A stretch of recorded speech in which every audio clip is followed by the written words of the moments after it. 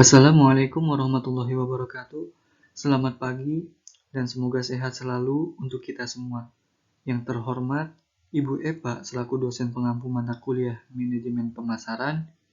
Di sini saya perwakilan presentasi dari kelompok 11 yang terdiri dari saya Samsudin dan Ardiana Sari.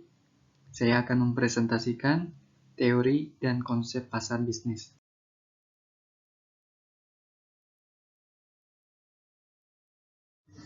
Baik, kita mulai dengan yang pertama, pengertian pasar bisnis. Pasar merupakan seperangkat pembeli aktual dan potensial dari sebuah produk atau jasa. Ukuran dari pasar sendiri tergantung pada jumlah orang yang menunjukkan kebutuhan, memiliki kemampuan dalam pertukaran. Menurut Kotler dan Armstrong, tahun 1999. Dan bisnis adalah organisasi yang menyediakan barang atau jasa dengan maksud mendapatkan laba. Menurut Griffin dan Ebert tahun 2007. Nah, jadi pasar bisnis atau business market merupakan semua organisasi yang membeli barang dan jasa untuk dipergunakan dalam memproduksi produk atau dengan tujuan dijual lagi atau disewakan kepada pihak lain dengan mengambil untung.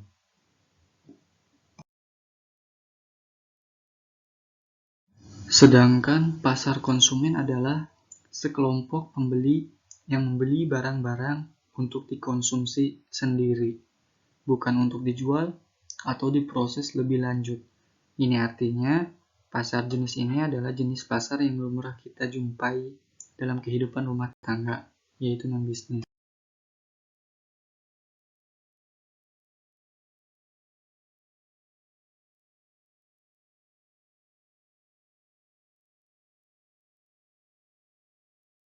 Berikut perbedaan pasar bisnis dengan pasar konsumen.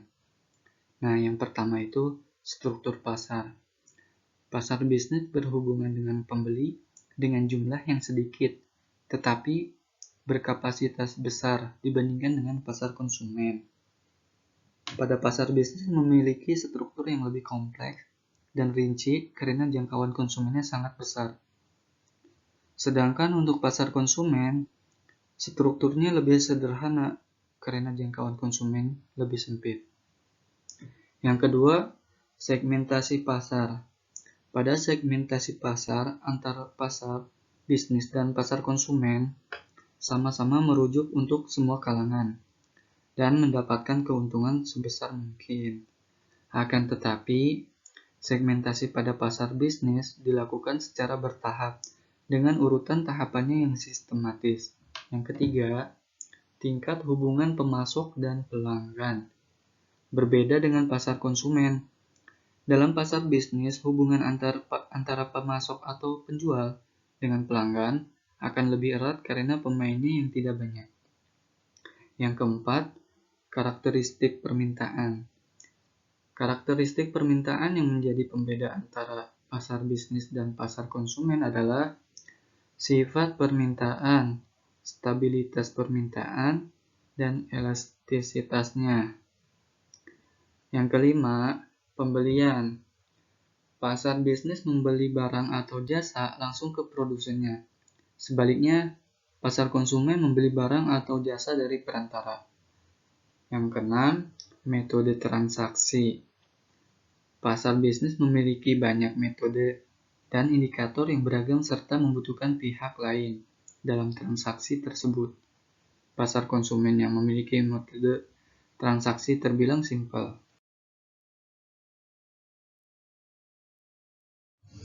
Berikut beberapa karakteristik pasar bisnis. Yang pertama, pembeli yang lebih sedikit.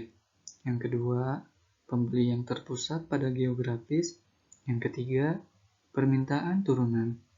Yang keempat, pembelian secara profesional. Yang kelima, pembeli langsung. Yang keenam, sewa guna usaha, yaitu lase. Yang ketujuh, hubungan pemasok pelanggan yang dekat. Yang kedelapan, pembeli yang lebih besar. Yang kesembilan, permintaan yang tidak elastis. Yang kesepuluh, permintaan yang bergejolak. Yang kesebelas, pengaruh beberapa pembeli. Dan yang terakhir, ke-12, pertukaran timbal balik.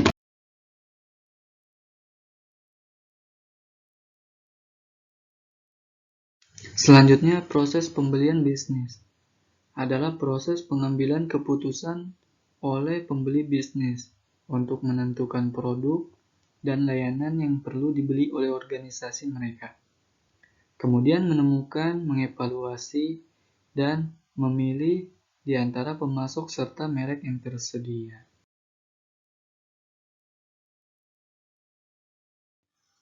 Di sini ada beberapa proses pembelian pasar bisnis. Yang pertama, pengenalan masalah. Pengenalan masalah ini dapat terjadi sebagai hasil dari rangsangan internal atau eksternal. Yang kedua, deskripsi kebutuhan umum. Setelah mengenali kebutuhan, pembeli mulai menetapkan persyaratan umum dan jumlah item yang dibutuhkan.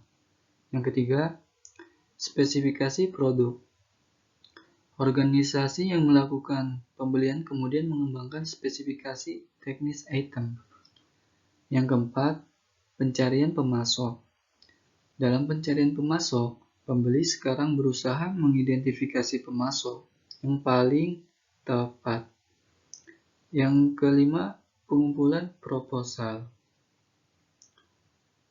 Pembeli sekarang akan mengundang pemasok yang memenuhi syarat untuk mengajukan proposal. Yang keenam, pemilihan pemasok. Dalam pemilihan pemasok, pemasar harus memahami dan mengelola proses ini jika mereka ingin berhasil menjadi pemasok bagi pelanggan bisnis. Yang ketujuh, spesifikasi pesanan.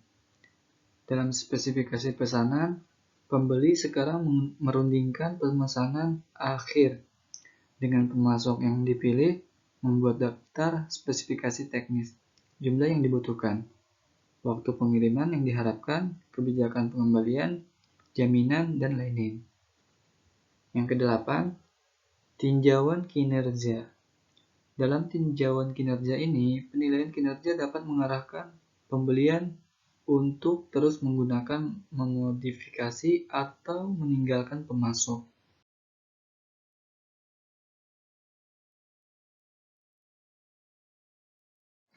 Peranan dalam proses pengambilan. Pertama, pencetus, yaitu orang yang pertama-tama memberikan pendapat ataupun pikiran untuk membeli produk atau jasa tertentu. Yang kedua, pihak yang mempengaruhi, yaitu orang yang pandangan atau nasihatnya memberi bobot dalam pengambilan keputusan akhir.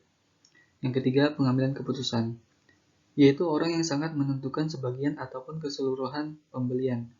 Apa yang akan dibeli, apakah membeli, kapan hendak membeli, apa yang dibeli, dengan cara bagaimana membeli, ataupun di mana akan membeli. Yang keempat, pembeli, yaitu orang yang akan melakukan pembelian nyata.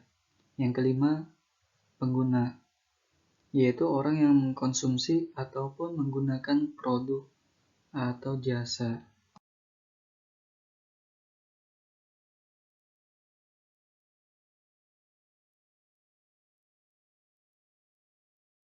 Berikutnya, faktor yang mempengaruhi pasar bisnis.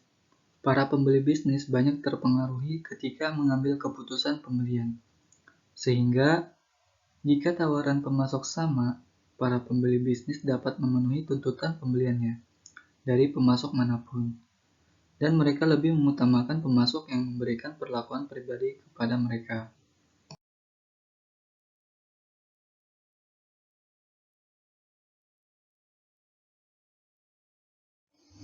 Faktor yang mempengaruhi pasar bisnis.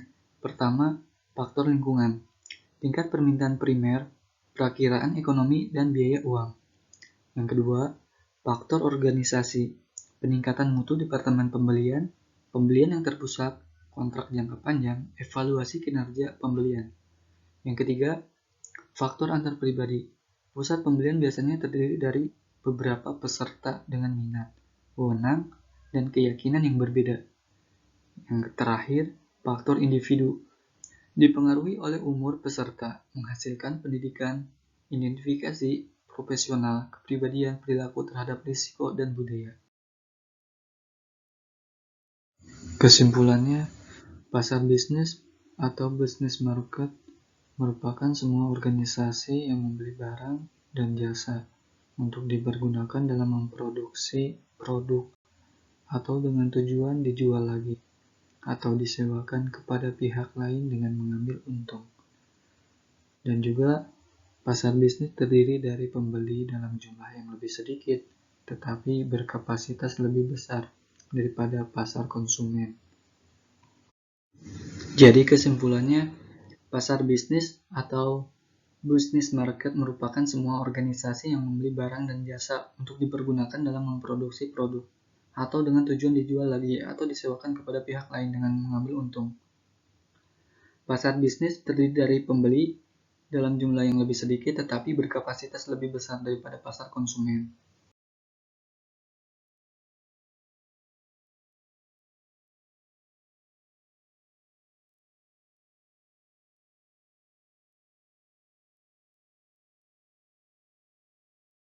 Teman-teman, jika masih ada yang belum dipahami, silakan ditanyakan.